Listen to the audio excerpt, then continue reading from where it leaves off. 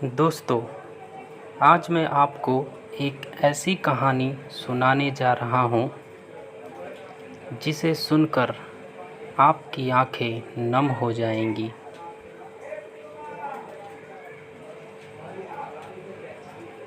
छुट्टियों का दिन था और मैं बहुत गुस्से में घर से बाहर चला गया।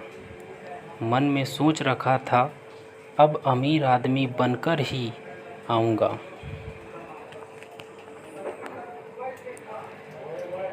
इतने गुस्से में था कि गलती से पापा के जूते पहनकर निकल गया।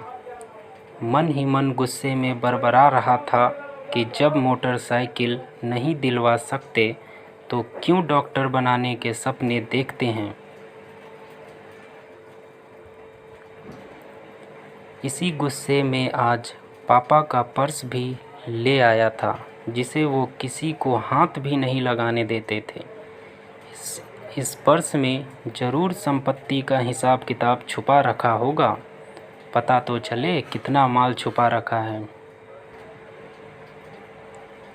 खराब रास्तों से होकर जब पक्की सड़कों पे आया तो लगा कुछ चुभ रहा है। जूता निकाल कर देखा तो मेरी एड़ी से खून निकल रहे थे। कोई कील पैर में घुस गई थी। दर्द से गुस्सा और बढ़ गया। थोड़ी दूर आगे बढ़ा था कि मुझे पैरों में गीलेपन का एहसास हुआ। सड़क पर पानी था। पैर उठाकर देखा तो जूतों के नीचे हिस्सों में छेद थे। मैं किसी तरह स्टेशन पहुंचा। पता चला 2 घंटे तक कोई गाड़ी नहीं है। मैंने सोचा क्यों ना पर्स की तलाशी ली जाए। मैंने जैसे ही पर्स खोला तो उसमें एक पर्ची दिखाई दी। उसमें लिखा था, लैपटॉप के लिए 45,000 ऑफिस के साथी से उधार लिया। यह देखते ही मुझे बिजली का करंट सा लगा, क्योंकि लैपटॉप तो मेरी जिद पर ही खरीदा गया था। अब दूसरा एक मुड़ा हुआ पर्ची देखा, जिसमें मेरे लिए खरीदे गए ब्रांडेड जूते का बिल था।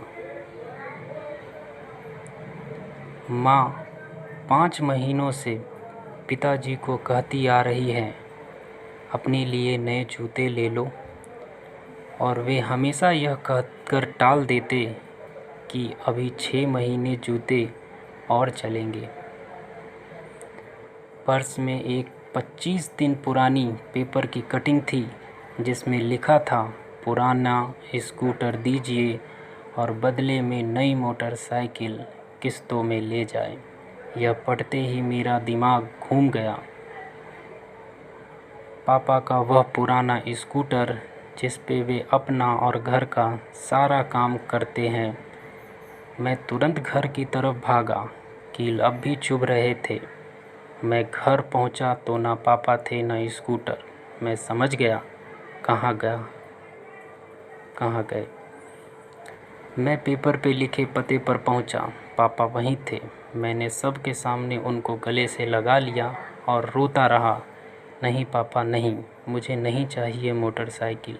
आप बस अपने लिए जूते ले लो। दोस्तों, जब हम युवावस्था में होते हैं तो हमें किसी चीज़ की चिंता नहीं होती।